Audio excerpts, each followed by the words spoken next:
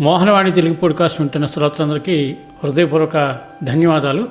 Shorts ఆదరిస్తున్న మీ అందరికీ మరొకమారు ధన్యవాదాలు తెలియజేసుకుంటూ ఈ వీడియోలో కూడా మరొక అద్భుతమైన షార్ట్ విని అందరికీ షేర్ చేద్దాం. స్వామి వివేకానంద తెలియని వారు ఎవరుండరు.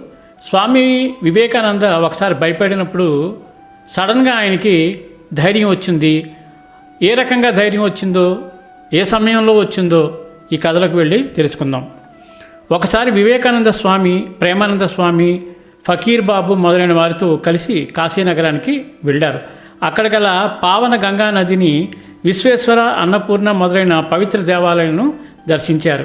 ఒకనాడు వివేకానంద స్వామి ఒంటరిగా దుర్గాదేవి ఆలయాన్ని దర్శించుకుని ఒక సన్నని బాట గుండా తిరిగి తన బసకు నడిచి వస్తున్నారు. ఆ బాటకు ఒకవైపు పెద్ద ప్రహరీ గోడ, రెండో వైపు కొలను ఉన్నాయి. వాటి మధ్యలో గల బాట గుండా వస్తుండగా ఒక కోతుల గుంపు ఆయనకి ఎదురైంది. వాటిని చూసిన స్వామీజీ వెనుకంజ వేశాడు. అది గమనించిన కోతులు స్వామిపైకి లంఘించాయి. ఆ కోతుల గుంపు తనకు హాని చేయునని తలంచిన స్వామీజీ వెనుతిరిగి వేగంగా అడుగులు వేయసాగారు. స్వామీజీ నడక వేగం పెంచగా కోతులు కూడా ఇంకా వేగంగా ఆయన మీదకు లంఘించి ప్రారంభించాయి. అట్టి సమయంలో భయపడకు, నిలబడు, కోతులకు ఎదురు తిరుగు అని ఒక వృద్ధుని కంఠం వినిపించింది స్వామీజీకి. వెంటనే స్వామీజీ ధైర్యమును పుంజుకొని నడకను ఆపి ఆ కోతుల గుంపునకు ఎదురు తిరిగారు. స్వామీజీ ఎదురు తిరుగుట చూసిన కోతులు వెనుతిరిగి పరిగెత్తుకు పోయాయి. ప్రతి జీవికి జనన మరణాల మధ్య కాలమే జీవితం. ఈ జీవిత విధానం అందరికీ ఒకే విధంగా ఉండకపోయినా కానీ ప్రతి జీవి కష్ట సుఖాలను అనుభవించి తీరాలి. దీనికి ఎవరూ అతీతులు కారు.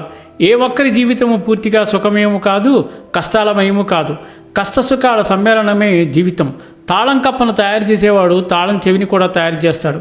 అదేవిధంగా కష్టాల నుండి విమోచన కూడా ఉంటుంది. ఆ సూత్రాన్ని మనం గ్రహించాలి. కష్టాలను ధైర్యంతో ఎదుర్కోవాలి. వాటికి భీతిల్లకూడదు. ధైర్యం ఉంటే ఎంతటి కష్టాన్నైనా ఎదుర్కొనవచ్చు. కష్టాలను ఎదిరించి పోరాడే వారిపై భగవంతుని ఆశీస్సులు ఉంటాయి. కాబట్టి కష్టం వచ్చిందని కృంగిపోక దాని నివారణోపాయాన్ని తెలుసుకొని ఆ కష్టం నుండి గట్టెక్కాలి. చాలా అద్భుతమైన కథ. సర్వేజన సుఖినో భవంతు, లోకా సమస్త సుఖినో భవంతు. ధన్యవాదాలు. స్వస్తి.